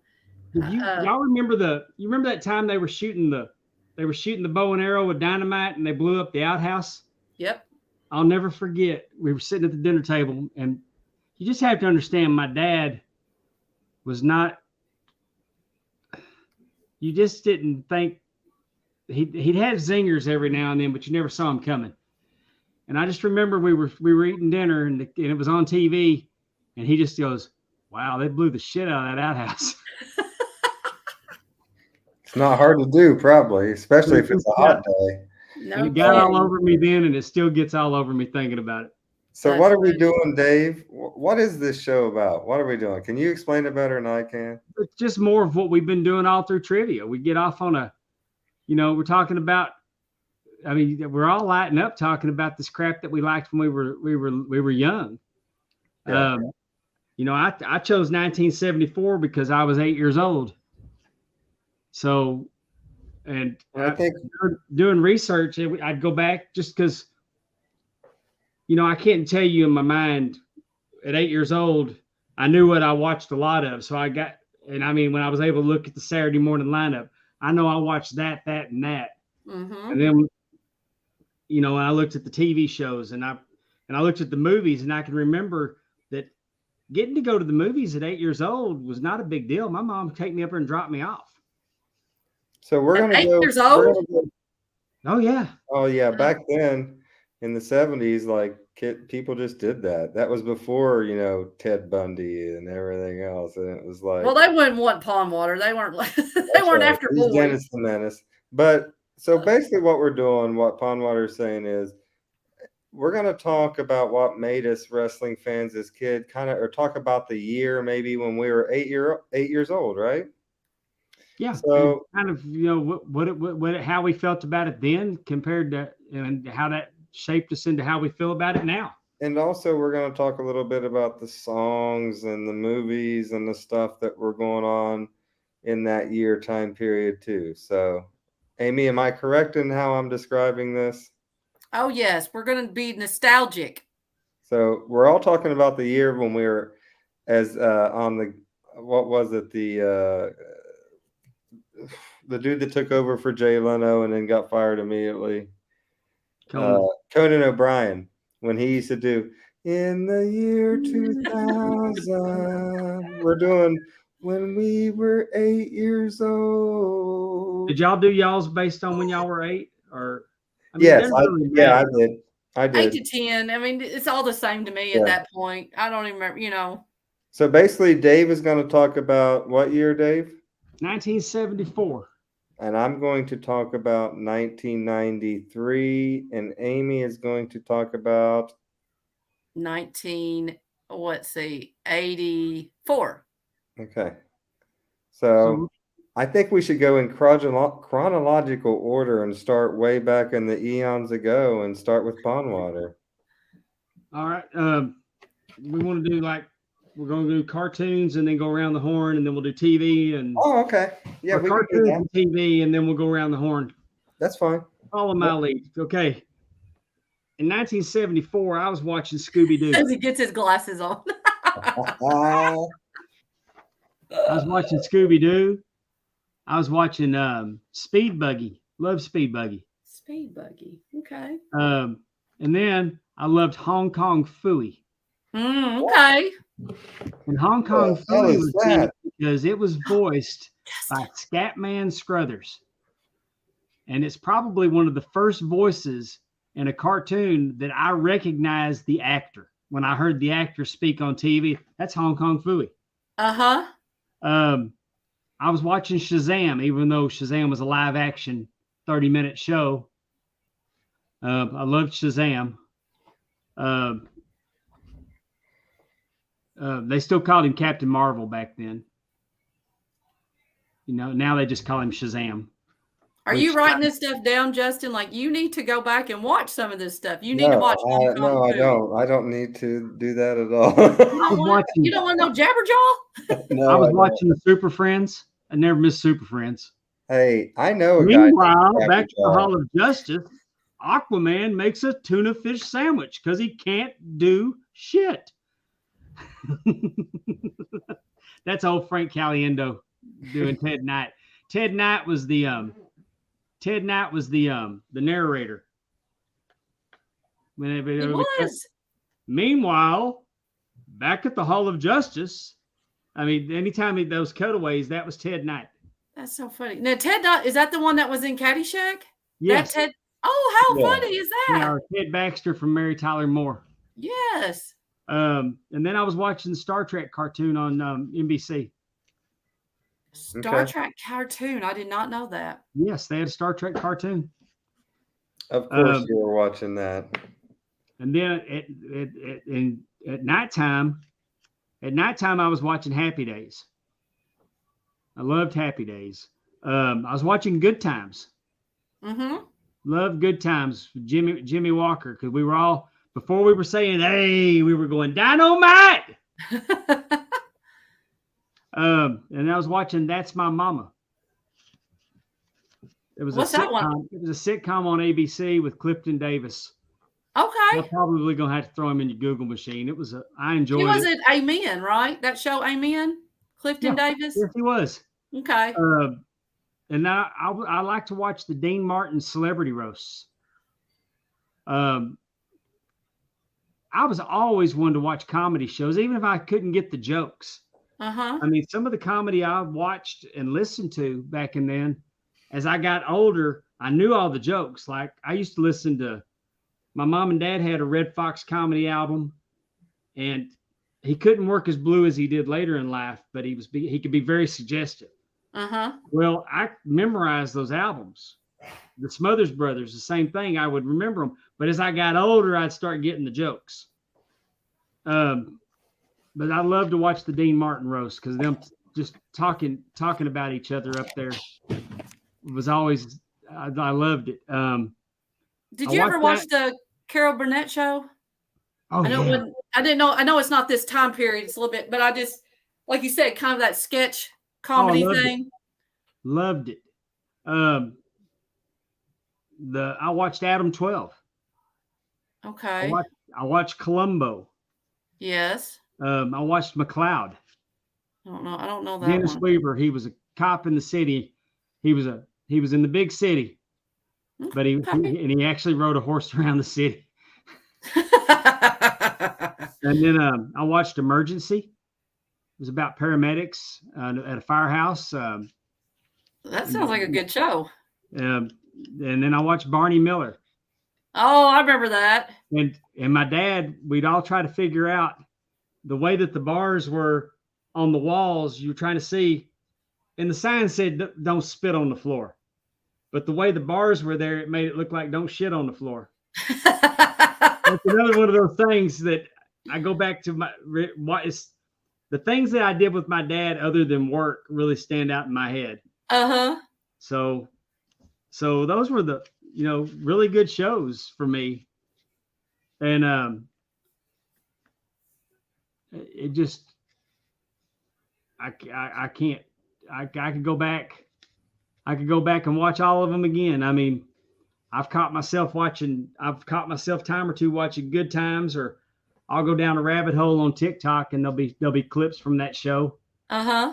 Because do you have any DVDs? Like Jared's saying he's got all these on DVD. Did you have these on DVDs like before streaming and all that stuff came about? Some of them. I tell you, the show that I got on DVD is Monty Python. Uh-huh. I used to sneak in and watch Monty Python. My dad would watch it, and I would lay in the living room. The living room, the TV was up against the wall, but then there was we were in the den, and then there was a formal living room, and I would lay in the doorway, and he couldn't see me because of the couch. I could see the TV, and I'd lay down there and watch Monty Python, because occasionally you'd see a boob. Oh. But I really got into watching Monty Python. That is funny. Another show I watched as a kid is a few years before this was Laugh-In, Rowan and Martin's Laugh-In. Yeah. I mean, so I loved all of that. I mean, all that was sketch with, Artie Johnson and Ruth Buzzy, and of course Rowan and Martin, and Goldie Hawn was on. Goldie Hawn was on there, and Joanne Woodworth and Lily Tomlin. Yes. Lily Tomlin did the operator, one ringy dingy, two. Yes. And isn't that funny how stuff like that were a precursor to a Saturday Night Live? That was that was the inspiration. I mean, the sketch comedies like you're talking about, Monty Python, all those things that bring us Saturday Night Live to bring us to where we are now. I like it. So those are the cartoons, and those were the cartoons I was watching at 8 years old, and the TV shows. Amy, go ahead. You're next. Well, cartoon, Smurfs. I'm not sure exactly what year, because like I said, I can remember watching the Smurfs. Snorkels. Do you remember them? Did anybody remember Snorkels? They were like these little people I was big into the Smurfs, but not the Snorkels. But I was big into the Smurfs. Yes, the Smurfs were awesome. The Snorkels were like these creatures that have snorkels on their head. The Wuzzles. Do you remember? They were like No, I'm not on the Wuzzles and the Snorkels and all the other Ools. I don't remember them. I can't remember the cartoon where they were like. What year was this, Amy? Well, it's somewhere between 1984 and 1986. Like Mid 80s. Yeah, Cabbage early, Cabbage Patch early. Kids was big then. Can Cabbage I Patch tell you Kids this were big in story? 87, I'll tell 88. you a story about the Cabbage Patch Kids real quick. And you can look this up on YouTube and all this other stuff. Xavier Roberts, who was the creator of the Cabbage Patch Kid, actually stole that idea from my aunt. Her name was Martha Nelson Thomas, and they went to court. And there was a whole copyright thing. And I do encourage anyone to look up Martha Nelson Thomas on YouTube. They did a documentary. She was a folk artist, and she was selling her dolls in his store, and he took it and mass produced it, and that's not something she wanted to do. And so they ended up going to court about it. Now, when I was a child, we did not have Cabbage Patch dolls. We did not wear Cabbage Patch dolls, any of that stuff. But I think that's kind of an interesting little piece of history, because you're right, the Cabbage Patch dolls were huge. There were these creatures that were like two animals put together. Was that the Wuzzles? There was one that was like, anyway, He-Man and She-Ra, huge fans of those things. TV was kind of what Bobby and Jared were showing earlier. I loved the Dukes of Hazzards. I loved the A-Team. I was a huge fan of V. Do y'all remember V? That was just so. Justin, V was a show about aliens that came to Earth. They were actually lizard people. Do you know this show? No. Oh, okay. Okay. Yeah. So they were actually. I've seen a show called V, but I think that was on Pornhub too. So. Yes. Yes. At 8 years old, that's not the V I was watching. So sorry.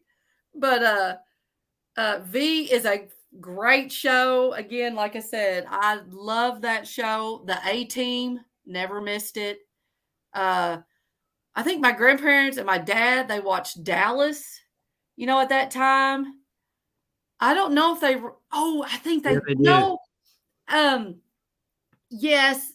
I'll tell you but what, I didn't the miniseries. I'll tell you what my mom watched the hell out of was Knots Landing. Yes. Yeah. And that was a big Friday or Saturday, like you said, the Knots Landing Dynasty. Huh? Knots Landing was Saturday. So maybe Saturday night, Dallas because you had on Friday night. Dallas came on Friday night, and Knots Landing came on Saturday night. No. It came on after Dallas because Falcon Crest came on Saturday night. As a kid, it's funny the shows that I watched because my mom watched them, like Roseanne. I watched it from start to finish because my mom, she reminds me a lot of Roseanne, but she loved Roseanne. She loved Knots Landing. I could sit there as a 5-year-old slapdick and watch Knots Landing. I knew what was going on each week. You knew. So were they all on the same network or were they different? I don't remember. Knots Landing and Dallas were both Lorimar Productions, and they were on CBS. Yeah. Okay.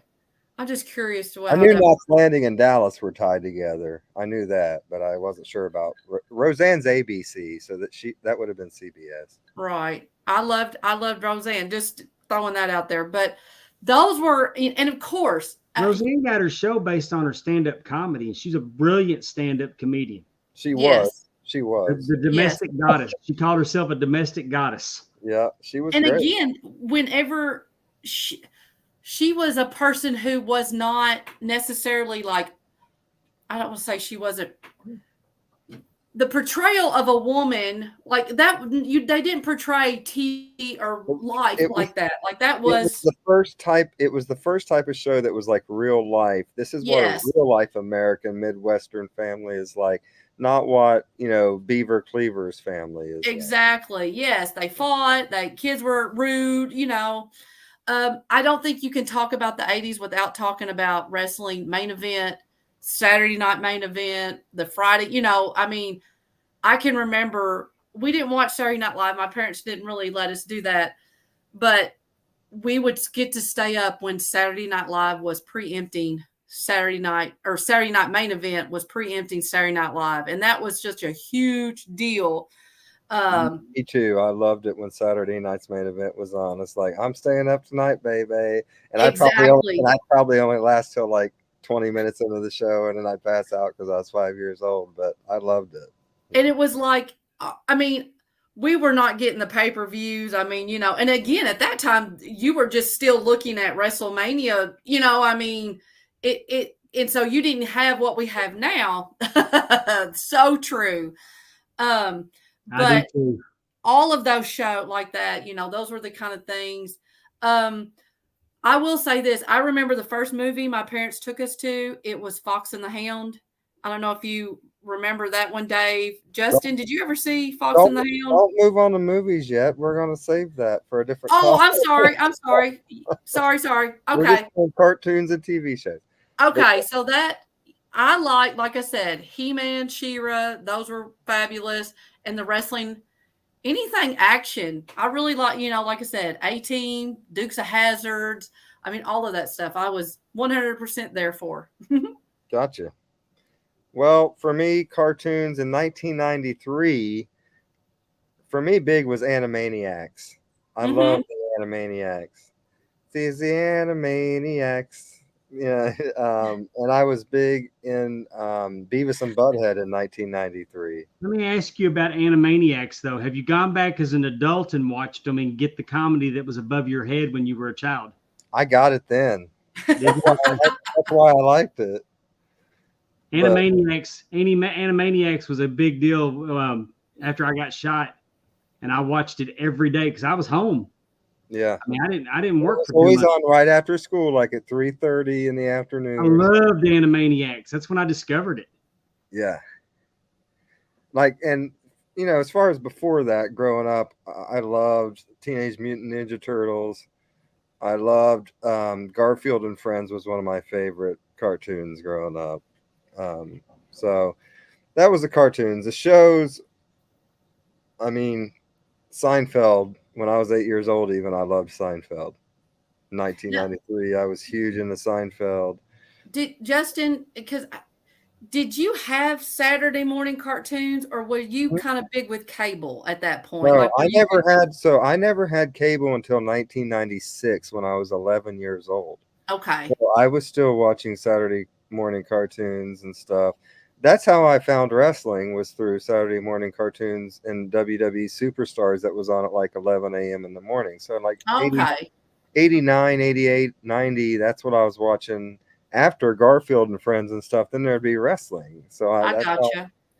And of course, Saved by the Bell was huge for me growing up. I mean, I'd be remiss if I left out Saved by the Bell. We all love everyone that grew up in the early 90s loved Saved by the Bell. Who was your favorite on there? Oh, Zach for sure. I wanted to lay Zach up against the locker room. Well, I thought you were going to say you wanted to be like Zach. I didn't know where that. That's fine if you want to put it that way. I wanted to be like Mike at the time. Yeah. But I don't know. I don't know if this was too early for this show, but around that time, I loved Home Improvement. So, all right, Dave, what's our next topic? Is it movies? Are we going to movies next or what? Let's go to movies. Let's do movies and music next. Okay. And in 1974, like Bret Hart in the 1974. Olivia Newton-John was very popular. She had a I love you, I honestly love you, and then she also had one that was being played on the country station. If you love me, let me know, and it had a bass singer in it that I recognized as J.D. Southern, who was a gospel singer, but he was also Elvis's bass singer. Oh, cool! Got a strong bass line in there, just a little. Then I was listening to Billy, Don't Be a Hero. Does that go, Billy, don't be a hero? No, that's Jimmy, don't lose that number. Jimmy, don't lose that number. Billy Don't Be a Hero was Billy Don't Be a Hero. Who sang it? Bo Donaldson. He's a one-hit wonder. Okay. But it was in the movie, the Johnny Cash spoof that they did, Walk Hard. Uh-huh. When they were doing the 1970s variety show, John C. Reilly did Billy Don't Be a Hero as like a big dance number. Okay. The Eric Clapton, I Shot the Sheriff. Fire by the Ohio Players. Fire. Dun, dun, dun, dun, dun, dun. Mac Davis. I love that song. Fire. And then Mac Davis was a player in 74 with One Hell of a Woman. Hey. And then Rock Me Gently. Rock me gently, rock me slowly. Who sings that? Elvis? No. That's a different Rock Me. It could have been Terry Davidson. Terry Davis, maybe. Terry Davis. The famous Terry Davis. Then there's Jim Stafford. Spiders and Snakes was another one that I loved. Okay. I don't like spiders and snakes. That what it takes to love me. That was on the same album as Lions, Tigers, and Bears. Oh my! Oh my!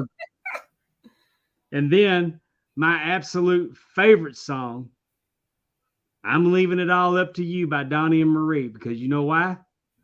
Because I love Marie Osmond. That's my first love. That's where he was going with it. Oh, I love Marie Osmond. Did I mention that I love Marie Osmond? How old was she? Was she about your? I mean. How old was she? Teppy just left the studio. Marie may be a couple years older than me. She's not here, Justin. That's why he's saying all that. Okay, that's right. No, she's here. Oh, she is here now. Okay. Look at her face when he put the camera on her, too. But I don't mind. I mean, I love Marie Osmond, and that song was awesome. And, I mean, anything she did. 8-year-old Dave was there for it. And I mean, I tried to call her one time. I called the operator back when that was a big deal to call the operator. Yes. And I wanted the number for the Osmond Ranch in Utah. Connect me to the Osmond Ranch in Utah. And they wouldn't do it? No, and then I almost got caught. So I hung the phone up, and the operator called back and explained the situation we were at my friend's house. Oh my gosh. My mom's best friend, Linda. And here's the thing is that back in those days, you get your ass whooped by your friend's friend. I mean, if you spent the night over there, they'd whip that ass too. And heck yeah. I got home, and apparently calling the operator was a huge deal back then because I got in a lot of trouble for that. So I think basically what Dave is saying is his Marie Osmond was my Jonathan Taylor Thomas. There you go. So there's that. Dave, what you got for movies? Did you say you're going to do songs and movies? In 74, I saw Young Frankenstein. That's a good movie. Young Frankenstein is one of my favorite Mel Brooks movies. I went and saw Phantom of the Paradise, which later, when I finally saw Phantom of the Opera, I realized that Phantom of the Paradise was a modernized version of Phantom of the Opera. Okay. John, I think his name was John Williams. He was a singer, a little short. He was. It's not the John Williams, the orchestra, like no. It was. Okay. I think it's the same one that played Little Enos in Smokey and the Bandit. Oh, okay. So yeah, way off. But, not the composer of But the Paradise was a nightclub and a recording studio, and they were making fun of him, and he was grotesquely burnt in a record press. Oh. A record was what we used to, put an album and put the needle on it to play music, and they were vinyl, so they pressed them. Those are coming back. I might know what those are. But I remember the whole thing. When I finally saw the Phantom of the Opera, I realized that was, and it had like rock music in it. It was a rock opera. And there was a horror movie called It's Alive. It was about a baby. And I just remember, I don't remember a lot about it. I know they came out with a sequel, It Lives Again. My mom had to take me to see it. Back then, I really liked horror movies. That movie was based off of Eddie's birth. But the baby was grotesque and had it attacked people.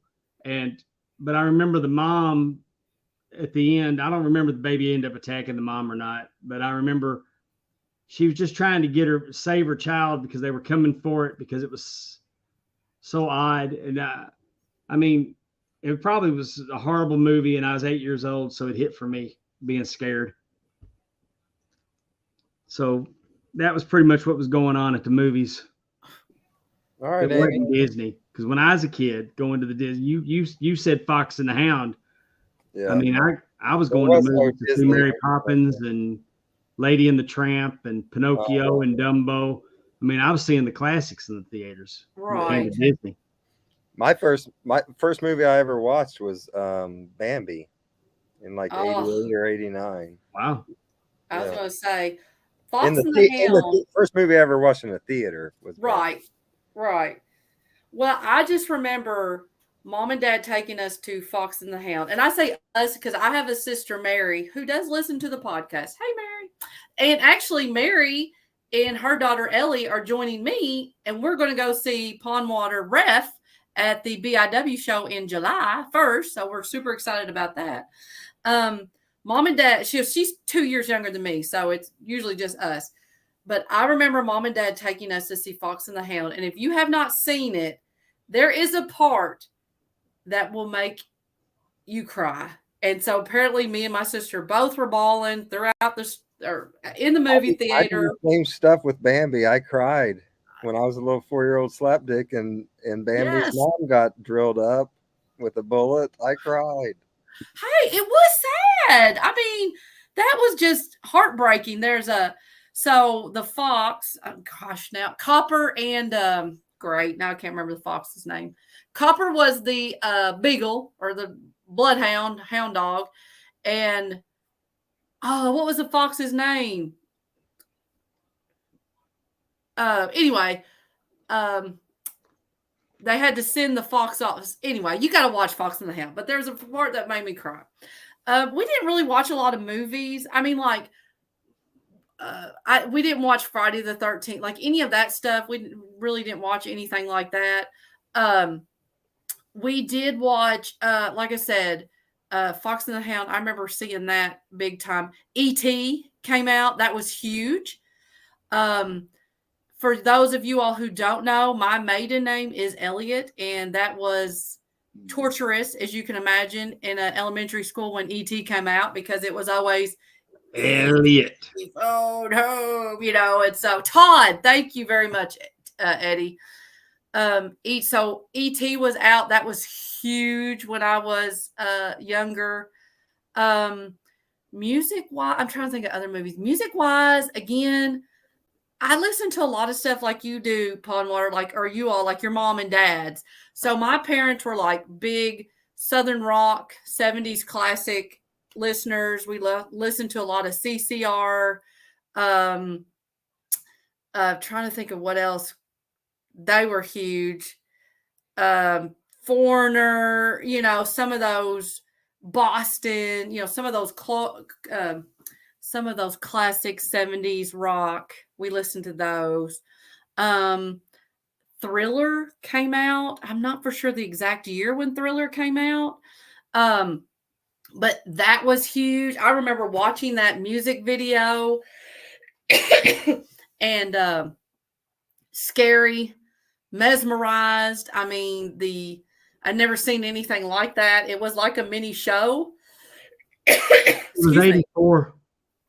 Was it 84? Okay. MTV was playing it every hour on the hour. Oh, yes. I mean, I can imagine. And Vincent Price, that voice was so scary. And I can definitely remember that. We did watch MTV. I would say we did have cable. Probably did not have a lot of access to MTV because, again, that's probably not something my parents would have had on. Because you had cable in like the late 80s, and I didn't get cable till 96. I had to go to my grandma's to get cable. So a lot of times I'd go to her house on the weekend so I could watch WCW Saturday Night on TBS. Oh, Exactly. Well, when we got we cable, moved. I'm not sorry. all the kids. I'm sorry, not all. I mean, not everybody had cable. When we got it, it was a. I mean, Big all of a deal. sudden, As Joe Biden said, having cable would make you really popular. it's a big effing deal when you get kids to come over and watch MTV. Yeah, I mean, I can remember we had moved into the city. You know, when we were out in the country, we had, you know, our antenna. And I don't know why we had it. Maybe because we had never been able to have it. My mom and, you know, we had gotten it. But I can remember a little. I can remember MTV. Like I said, watching that. Okay, it was released November 21st, 1983. Johnny just brought up a good point, and I hate to bring this back to me because this is Amy's time. But Thriller, the video, he said, came out in 1983. I remember seeing this video in like 88 when I was like 4, or 89 when I was about 4 years old, and it scared the holy hell out of me. Like for months, I was paranoid about it. Like the whole thing just freaked me out. How his face changed into a wolf and the eyes at the end and everything. As a 4-year-old slapdick, that freaked the hell out of me. Well, and I had never seen the American Werewolf in London, which is kind of, you know, director John Landis. Yeah, so I mean that's kind of where the idea. So that, like you said, the fact that he was morphing into that, you know, and go away.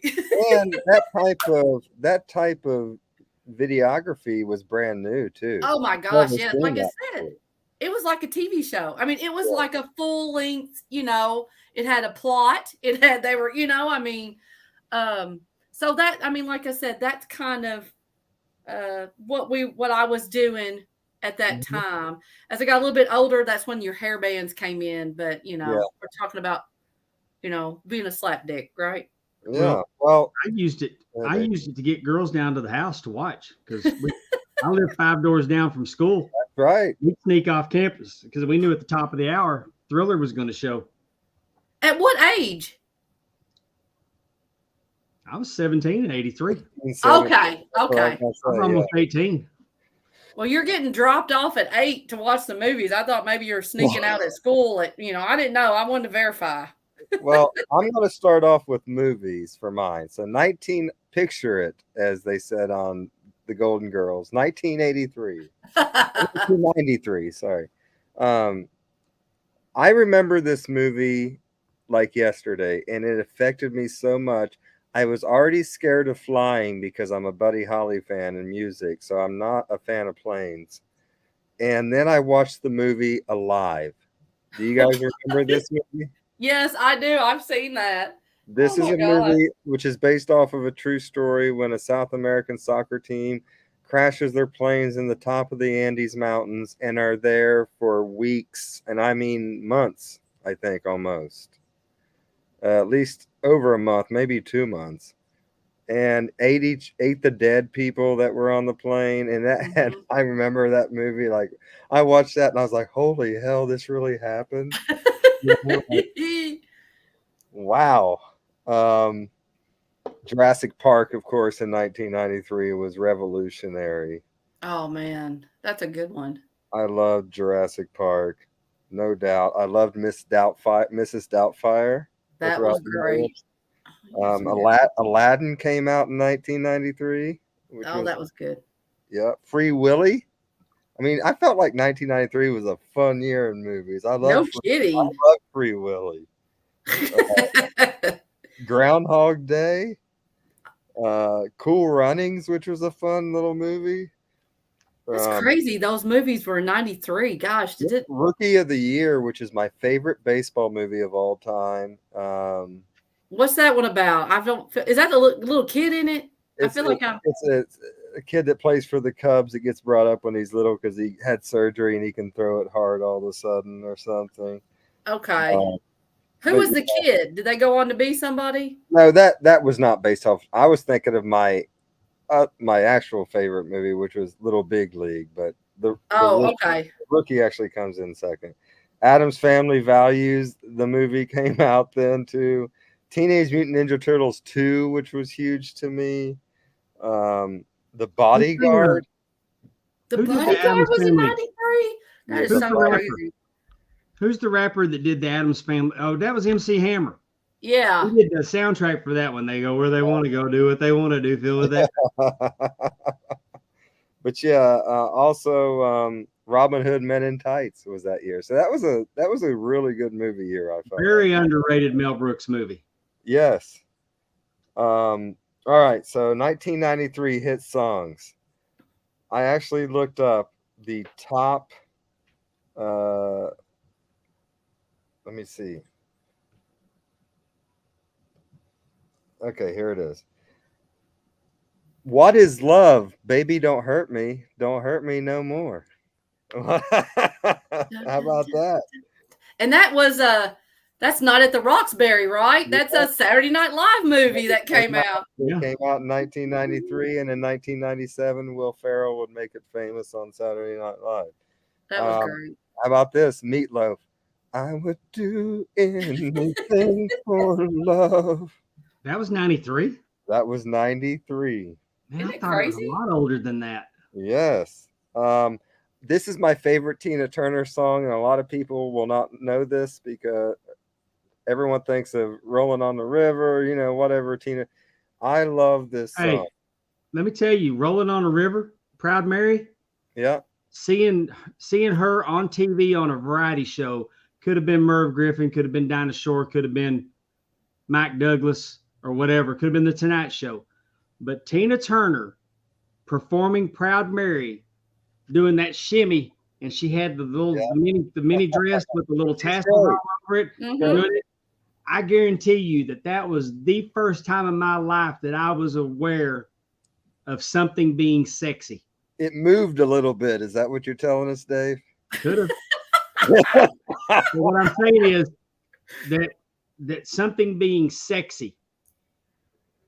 Yeah, I got probably sex appeal.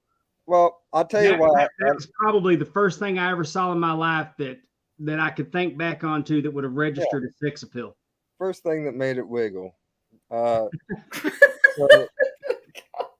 I will say this about Tina Turner before I tell the song. My grandma, I grew up when I went to my grandma's house to watch cable on Saturday nights, it's WCW Saturday night.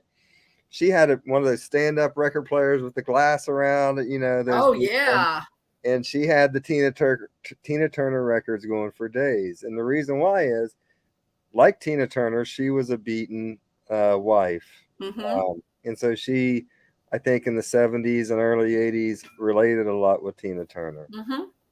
So this is my favorite Tina Turner song, and turns out it came out in 1993. I don't care who's wrong or right. I don't really want to fight no more. Remember that song? Two birds walking, babe. But no, but I remember the second time that I was aware of sex appeal. It's the first time I ever saw your grandmother. Oh, there we go. Come Undone by Duran Duran. I love that song too. And Looking Through Patient Eyes by PM Dawn was another one. Oh yeah. Yeah. So 1995, Ordinary World by Duran Duran. You're an ordinary world, I will find to survive. 1990, I think that was Seal with Kiss from a Rose was 1995. That was a fun year. That was from Batman. Can I say one thing I forgot? I don't know how I forgot the movie The Goonies. Like I love that movie. With a wrestling tie-in. I mean, just Cyndi Lauper did the song Good Enough, and they put in all the wrestlers. They had Captain Lou, and the usual suspects were in the Good Enough video. Well, I had, just like you all, I had a great grandma. I mean, like, just anything that I wanted to do, like, she was 100% behind me. And I wrote a letter to Paramount Studios telling them that I had some movie ideas. I don't remember what they were at this moment, but that I had some movie ideas. And my grandmother sent that letter to Paramount, and they sent me a letter back just saying, they're really happy to hear I had movie ideas, that just whatever. They usually have to go through whatever that, they gave me some jargon, but I can remember, again, that was after watching the Goonies and watching there's another movie with kids, that were like the stars of it, and they were running around doing things. But I can remember wishing I could be part of the Goonies and how cool that would be to be like looking for lost treasure and all that stuff. Like, I was definitely down for that. So I'm sorry. I didn't mean, I don't know how I could forgot about the Goonies. I meant to mention it earlier. I didn't write it down, but that was definitely one of those. I'm glad you brought that up, because I saw a Twitter video of the guy that directed the Goonies. When he got done with the movie, he took a vacation to Hawaii, and the producer, who was Bruce Spielberg, or Steven Spielberg. Steven Spielberg, he knew that the director was going to Hawaii to get away from all the stress, so he sent all the kids from the Goonies to his place in Hawaii while he was on vacation as a rib, which is fantastic. Was it Richard Donner? Superman? He directed Superman? Yes, it was Richard I think Donner. I saw the same clip. Yeah. Hey, you guys. Dave, that was a great movie. Are we out of categories, or do we have more? I think the last thing was our wrestling. Okay, well, start her off there, Dave. Well, in 1974, I mean, I was aware of Wahoo, but the only thing I really remember about wrestling, and it might have been a little before 74, but my memory of that time was Ivan Putski. Mm-hmm. I loved Ivan Putski. He and it wasn't the Ivan Putski you knew when WWE took over. I mean, this was this Ivan Putski. Excuse me. Then he was a strong man. Kind of almost childlike. Almost childlike, like Bugsy McGraw, childlike, or like. I think he gave. Did he do the kind of Norman the Lunatic gimmick before Norman the Lunatic? Was it like that? I want to say, to me, he came off really childlike, simple. Like he would come out and he would be playing with toys.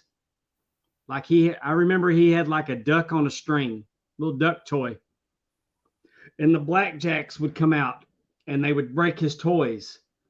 And then he would go like Bugsy McGraw, way before Bugsy, but he'd go nuts and he'd beat up the Blackjacks. Like Blackjack lands a Blackjack mulligan is what I remembered. And he'd do feats of strength. He would hold cinder blocks and they would break them with sledgehammers on him.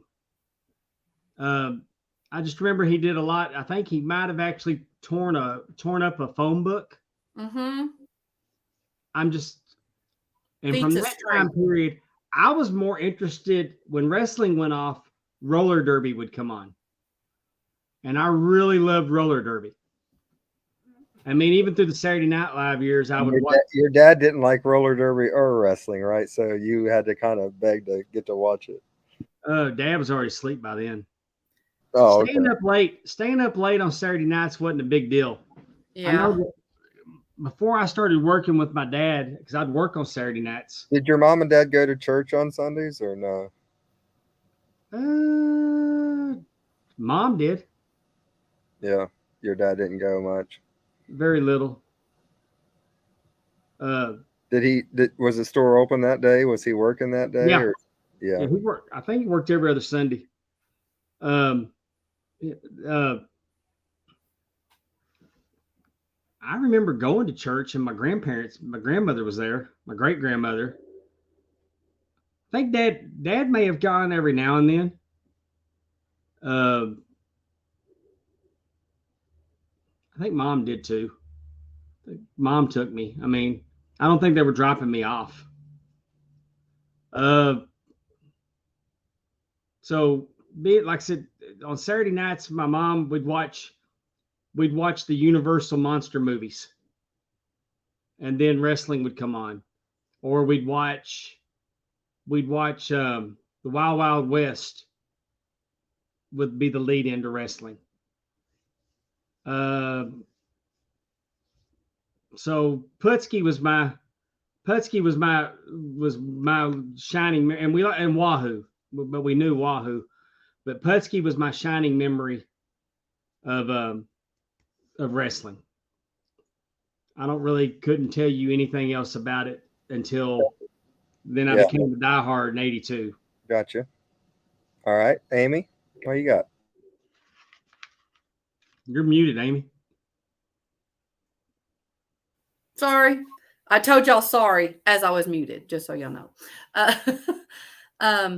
Miss Elizabeth was from Kentucky, and Macho Man and Miss Elizabeth, like that was, I just loved them. Saturday Night Main Event, like those were really instrumental in my watching of wrestling.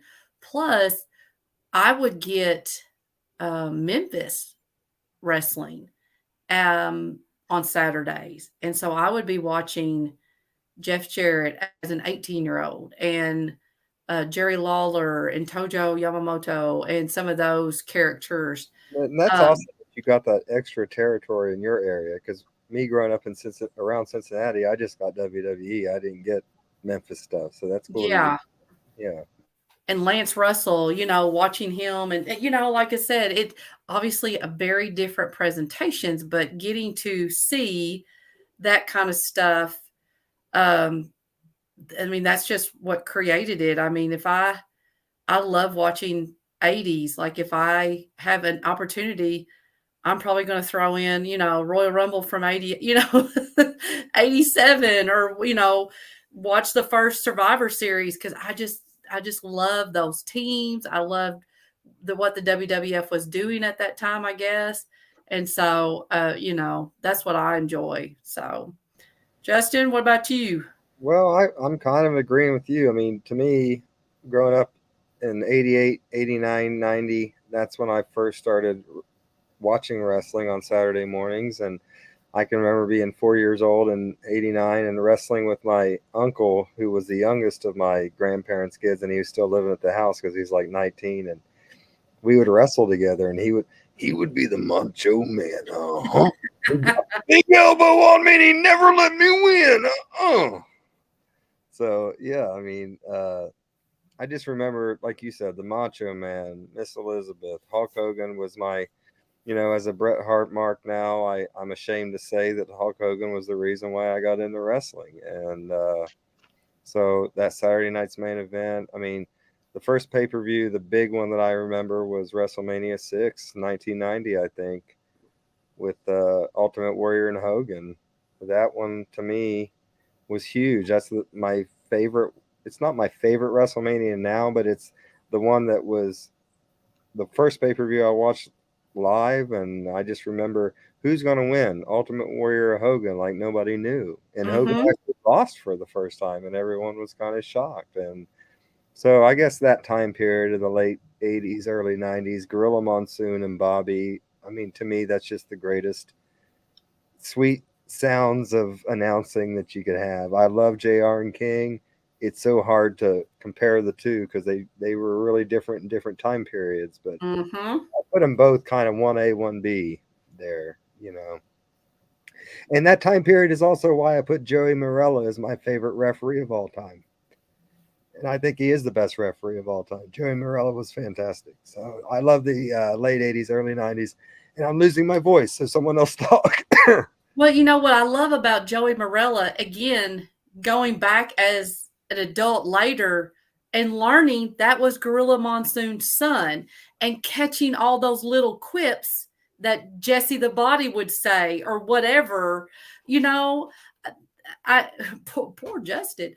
That's what I think sometimes that's interesting going back and, like I said, picking up on some of the things the brain was talking about or Jesse to Gorilla, those inside jokes in a sense that you weren't aware of, because you didn't know that Vince McMahon owned the company and that, Joey Morella was Gorilla Monsoon's son and all that good stuff. But I think we've had a lot of fun tonight. I do too. I hope everybody enjoyed as much as we did. Yes, we appreciate all the comments and all you. Oh, I'm sorry. My wife came through and she's like, "What are y'all talking about?" Exactly. She goes, "I don't hear nothing wrestling related." All of you in the chat, please go to our Facebook page or our Twitter page. Go to Apple, Spotify, whatever. Give our podcast a 5-star review. We would really, really appreciate that. That helps us get seen. And I think if you all like it, you want to share that, right, with all your friends. So we know that you have plenty of options, and we're glad we really appreciate you spending time with us tonight. We really love all these guys that come on the chat. Terry Weaver, Gianni Martello, Eddie, of course, Bobby.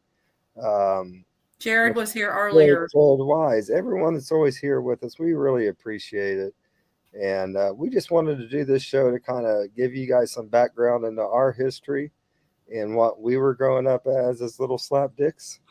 And thank you, Eddie. Appreciate that. That's not nice, Eddie. You know what? As many things as I say about Eddie, he should just drop that like once an hour, and that's okay. And I love that they ask questions or say stuff because, again, that helps. We answer them back, and that just starts a whole new conversation for us. We absolutely answer them back. And I'm going to try and do better to make sure we just don't answer the question. We actually read the question so you guys that are listening know what we're answering. I try to read them, but sometimes we just answer them, and we need to get better at that, and I apologize. But we do that because we try to involve these guys with the show because we appreciate the time and effort that they put in to get on here and be live with us, right, Dave? Right. And back to the Goonies, one more thing. Y'all mentioned the "Hey, you guys." Mm-hmm. That wasn't the first time that was used. Was not the Goonies. I think that was picked up from a show that used to come on public television called The Electric Company. I remember The Electric Company. The Electric Company had a who's who of stars like Rita Moreno, Morgan Freeman. But when it would get ready to come on before the music started, Rita Moreno would go, "Hey, you guys." And then the music would come on. "We're going to turn it on." And the whole theme song, because I used to watch Electric Company. Well, that makes sense because, he was chained, like it makes sense that he would have watched that Electric Company. You know what I mean? So, yeah. See, I love it. Jared Wise says, this was fun, guys. I relived my childhood a little bit tonight. Well, that was the point of this show, I think. I think we wanted you guys to relive our childhoods and your childhoods with us. So that was the point of the show, and I hope we got that across. For the great Pondwater, Super Dave, for the First Lady of the Arn Anderson Fan Club, Miss Amy Vaughn, and for myself, Justin Davis, as I always say, take care of yourself and each other. And this is the old left-hander rounding third and heading for home. So long, everyone.